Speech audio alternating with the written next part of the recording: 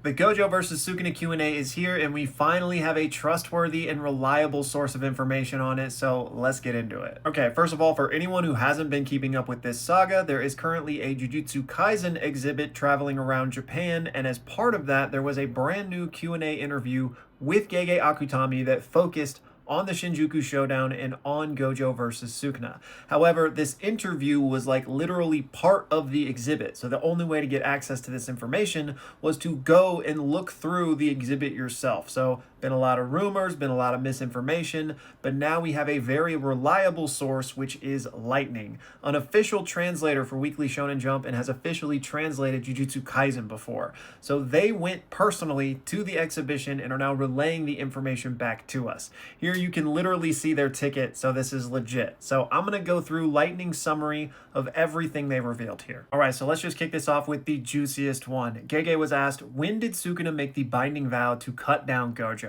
And Gege responded, sometime after Kusakabe said that he won. The reason he was cut down was also because he had let his guard down after destroying Maharaga. By this point, Gojo thought Sukuna no longer had a way to bypass the Limitless. Perhaps under normal circumstances, Gojo would have been able to sense it and narrowly avoid fatality. Next, Akutami was asked, what was the reason for choosing Shinjuku as the location for the final battle? And he responded, Geto in Jujutsu Kaisen 0 said it was a crucible for curses. There were more options other than that in the colonies, but this one was befitting, and also because it had a lot of symbolic buildings in it. Next, Gege was asked why he chose this raid style of battle for the final confrontation with Sukuna. And Gege said that he just thought it would have naturally ended up like that, in little segments of 1v1, even if they all came at him at once. And Gege thought this based on his experience playing soccer as a kid, where matches often ended up becoming 1v1 showdowns with the best players of each team. His brother was really good at soccer, and he sucks at sports. He thinks he probably shouldn't have quit. Next, Akutami was asked about Sukuna's Heian era history and what his thoughts on the mummified version of his body were.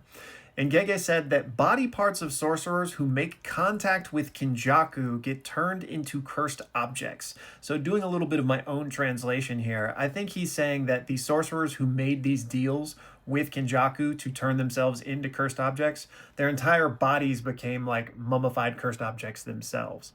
But only Sukuna had the 20 different fingers amongst all of the people, which we knew. Everybody else was just one object. Gege then says that Sukuna's body was probably taken care of by Uraume after he became a cursed object, and then his body went missing after Uraume became a cursed object themselves.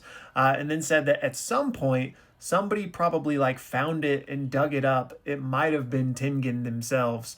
And Sukuna found it really funny that it became like this mummified Buddha that people had worshipped, because he was like, I was just this egotistical force of nature, so it's quite ironic that people are worshiping this as a Buddha now. It was also in this segment of the Q&A that Gege revealed the original angel was a sorcerer from the Middle East, which Gege realized doesn't really make sense because people from the Middle East weren't in Japan during that time, but since Angel can fly, he's writing it off that, she must have flown over. Next, Gege was asked about the chapter where a bunch of the side characters got some spotlight before the Shinjuku Showdown kicked off.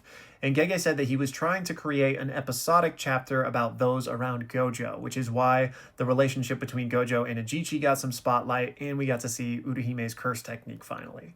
Next, Akutami was asked, what does Tiger Funeral look like? Referring to the 9th Shikigami of the Ten Shadows that was used in part of the Agito totality. And Gege responded, like a cool tiger. Then next, Gege was asked about chapter 236, Going South, where Gojo was in the airport. And Gege said that he was actually inspired to do that based on discussions between him and the director for the Jujutsu Kaisen anime, Go Shizono. It was a case where the anime actually influenced him. And I just think that's so cool. We know that there was a lot of back and forth between Gege and the animation team, so that has me excited for future seasons as well. Gege goes on to say, as for the way it turned out, I really thought about this for a long time. I constantly worried over whether or not it would be interesting, and that such a straightforward depiction of the battle from start to finish wouldn't properly convey what I wanted to my readers.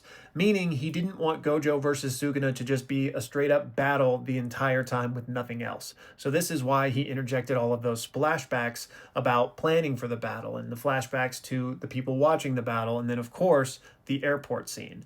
And it's so interesting to me that that wasn't originally a part of the vision. So shout out to Goshizono, because I really thought that airport scene added a lot to that moment. And y'all, that is where Lightning has currently ended their summary of this Q&A. But I don't know if that means it's all of the information, because Lightning also pointed out that there were 15 new Q&As as a part of this exhibition. And I believe this was only about 7 questions that we covered here. But what Lightning also pointed out is that this exhibition had new information on both Gojo versus Sukuna, but also Takaba versus Kinjaku. So it might be that the other half of the questions are related to Takaba versus Kinjaku. In any case, Lightning has stopped posting about this for a little bit now, so if they post more, I will of course update. But this might be all of the Gojo versus Sukuna centric information. What we do know is that even if there is no new information from this exhibition, they have already announced 2 further stops of the exhibition for next year. So in 2026, where there will be even more information revealed on different aspects of Shinjuku. So there will be more to come ultimately, and I'm sure there will be more to come in general when season 3 releases or another fan book releases, etc. Actually now, after doing a little bit of digging, it seems as if the new information we'll get at the 2 stops of the exhibition in 2026 will focus on the Yuta versus Uro versus Ryu fight, and then the Hikari versus Kashimo fight. So yeah, like I said, there could be some more information coming out on this, but I would imagine this was the lion's share of it, and this was really fun for the community to chew on for the past week. The Agenda Kaisen has been top tier, but personally I don't think this information really changes anything. At least it doesn't change anything on how I viewed things, but you know, it's always fun to get some more information from Gege. And finally, I wanted to comment on a couple of comments I got recently, and if you guys didn't see, I actually put out a video on this earlier today. So I actually got a follow-up from Sabi, and this was too long to fit into a single comment. But Sabi, I totally understand where you're coming from then, and I agree that just because Gege says that Gojo was caught off guard and that he probably could have avoided lethality had he not been caught off guard, that doesn't mean that he just speed diffs the world cutting slash and would easily dodge it. The fact that Gege worded it that way might means that he would have gotten hit still, but it just wouldn't have killed him, right? So I'm with you there. And finally on this fight, I also got this comment from Salty, which says, I think Sukuna's main objective was not just to kill Gojo, but to have Maharaga adapt to infinity so that Sukuna could upgrade his ability and have a whole new weapon in his arsenal, making himself stronger. And I 1,000,000% agree. I think that was very clearly Sukuna's game plan throughout the fight. And like Salty mentions, if that hadn't have been Sukuna's game plan, the fight would have played out entirely differently. And I 100% agree. Does that mean Sukuna would have easily won had that not been his plan? I don't think so. I think he still could have won, but I don't think it's just a low div fight in either direction, no matter how we want to slice it. Anyways, y'all, that's going to do it for this one. Like I mentioned, if there is more information to come out, I will of course update you guys. But until then, thanks for watching.